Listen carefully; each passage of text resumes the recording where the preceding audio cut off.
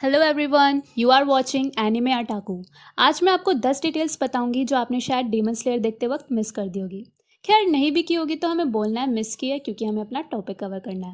मैं थोड़ी सी लेट ज़रूर हूँ, पर यह वीडियो इस टाइम इसलिए इंपॉर्टेंट है क्योंकि मुगेन ट्रेन रिलीज़ होने वाली है 16 अक्टूबर को, जो में भी डिले हो सकती है because of covid.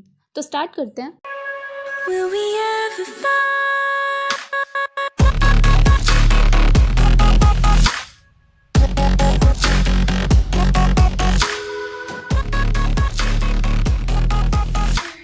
Detail number 1, 5 senses 5 slayers. ये थोड़ा ऑब्वियस है, मगर कुछ लोगों ने शायद इग्नोर कर दिया है। जो इनोसुके उसके पास गजब का सेंस ऑफ टच है।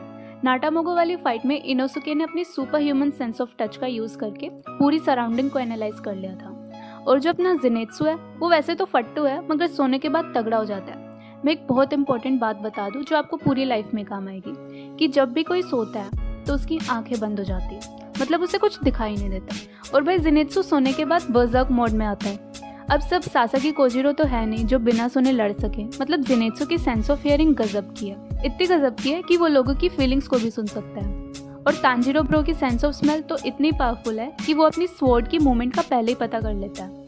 वो जानता है कि कोई बंदा कैसा फील कर रहा है, वो जानता है कि कोई बंदा डीमन है या ह्यूमन, और उसे ये भी पता है कि डीमंस की लाइफ कितनी ट्रेजिक थी। कभी कभी लगता है कि अपन ही भगवान है। और क्लूलेस कनाउ की सेंस ऑफ साइट तो इतनी पावरफुल है कि वो ओपोनेंट के नेक्स्ट मूव को प्रेडिक्ट कर लेती है with a slight shift in their muscles and joints. And by using this skill, Kanao is always one step ahead of her opponents at all times. और अपने 5वें स्लेयर जेनिया को ज्यादा स्क्रीन टाइम तो नहीं मिला, पर उसकी पावर सेंस ऑफ टेस्ट से रिलेटेड हो सकती है।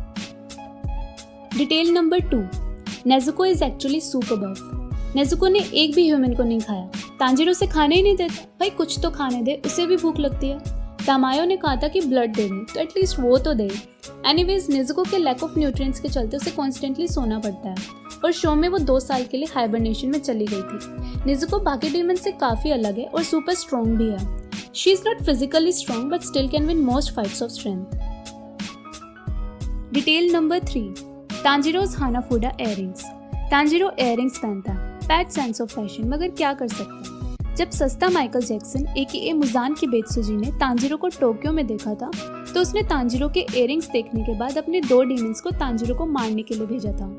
मुजान के फ्लैशबैक में दिखाते हैं कि वो एक डीमन स्लेयर से फाइट कर चुका है जो सेम हानाफुडा इयररिंग्स पहनता था। वो डीमन स्लेयर में भी तांजीरो के पिताश्री हो सकते हैं। तांजीरो की रुई की फाइट के समय भी तांजीरो के पिताश्री को दिखाते हैं। तो मुझे बस लगता है कि हानाफुडा इयररिंग्स का कुछ तो सिग्निफिकेंस है।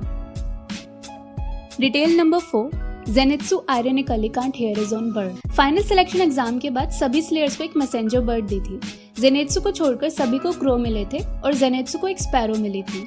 पर ज़ेनेत्सु अपनी बर्ड को नहीं सुन सकता और तांजीरो इजीली स्पैरो से बात कर सकता है। शायद तांजीरो और ज़ेनेत्सु की बर्ड एक्सचेंज हो गई थी, क्योंकि ज़ेनेत्सु क्रो की बात समझ सकता है। अब ये बर्ड्स की लैंग्वेज कैसे समझ सकते हैं, इसका रीजन एनीमे में तो कुछ नहीं है, पर होपफुली आने वाले सीजन में बताएंगे।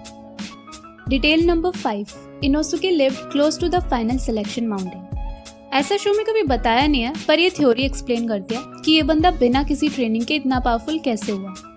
सिंपल है, स्वॉर्ड तोड़ के और वहां रहकर जहां पर बहुत सारे डीमंस हैं। बेसिकली डीमन से लड़ना इसके लिए रोज की सर्वाइवल वाली बात थी। ज़ेनेत्सु ने बताया था कि इसने फाइनल सिलेक्शन सबसे पहले भी कंप्लीट कर लिया था, तो ये कंप्लीट सेंस बनाता है कि वो फाइनल सिलेक्शन माउंटेन में रहता था।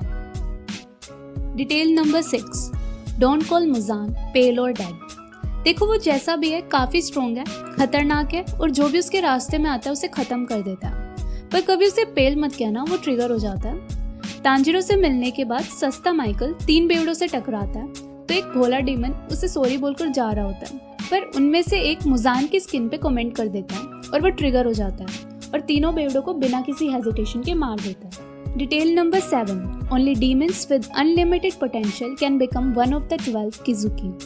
मुजान अपने खून से डीमंस बनाता है, ये तो सबको पता है, पर किसी को ओवरडोज दे तो क्या होता है। ये एक थ्योरी है, पर शायद उस डीमन की कैपेसिटी इंक्रीज हो जाती है कि वो कितने ह्यूमंस कंज्यूम कर सकता है। अगर किसी डीमन में पोटेंशियल होता है तो वो उसे और खून देता है, जैसे लास्ट एपिसोड में लोअर मून रैंक 1 एके एनमो को देता है। अगर कोई किजुकी अपनी लिमिट पर पहुंच जाए तो वो फिर मुजान के लिए यूजलेस हो जाता है और उसे अपने किजुकी की रैंक छोड़नी पड़ती है। Example demon Kyogai. Detail number 8, warding masks are unique to their wearer. Sakonji Urokodaki, लंबी नाक वाला, उसके स्टूडेंट्स जब ट्रेनिंग कंप्लीट कर लेते हैं तब वो उनके लिए एक फॉक्स थीम मास्क बनाता है। इन मास्क में स्टूडेंट के प्रोटेक्शन के लिए प्रोटेक्शन स्पेल होता है। Although history suggest that his spell doesn't work, सभी वार्डिंग मास्क उसे पहनने वाले की पर्सनालिटी को रिजेंबल करता है। और हाँ, तांजीरो के फोरहेड पे जो स्कार होता है वो भी फाइनल सिलेक्शन फाइट के बाद चेंज हो जाता है। सेम स्कार उसके पिताश्री के फोरहेड पे भी होता है। इसका रीजन मांगा में एक्सप्लेन कर दिया, एनिमे वॉचर्स को थोड़ा वेट करना पड़ेगा। Detail number 9, demons can create inanimate objects.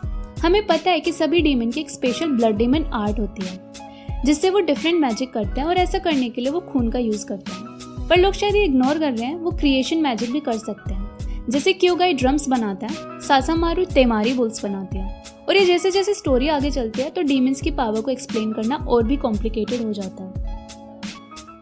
Detail number 10, Kamado families relation to fire. Kamado family आग के साथ खेलती है। जब स्वॉर्डस्मिथ हागानेजुका तांजीरो को उसकी स्वॉर्ड की डिलीवरी करने आता है तो तांजीरो के बाल और आंखें रेड होने के कारण तांजीरो को चाइल्ड ऑफ ब्राइटनेस कहता है। ये एक फायर फैमिली में लकी चार्म माना जाता है और ये सोचता है कि उसकी स्वॉर्ड ब्रिलियंट रेड कलर में कन्वर्ट होगी, पर आपको तो पता ही है उसकी स्वॉर्ड ब्लैक बनती है जो काफ़ी रेयर है। जब तांजीरो फ्लैशबैक में जाता है तो उसके फादर उसे हिनोकामी कागुरा डांस के बारे में सिखाते हैं और Tanjiro breath of fire use करने लगता है। सेम नेजुको के साथ है, उसकी blood demon art exploding blood pink flames में बनती है। Thanks for watching. See you in the next video.